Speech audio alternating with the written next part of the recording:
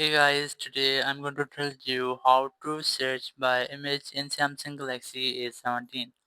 If you are using A17 and you want to search by any image, let's see how can you do that. You just have to open the image or which you want to search. As here, for example, I'm going to search for this one.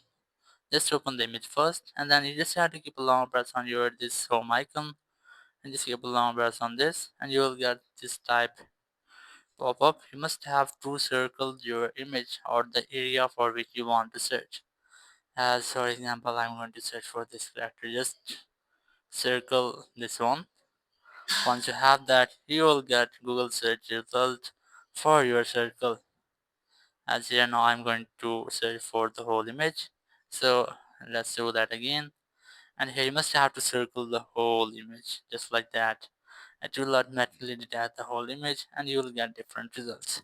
So that's how you can easily search by image in Samsung Galaxy A17. Thank you very much for watching the video. Until next video, bye bye.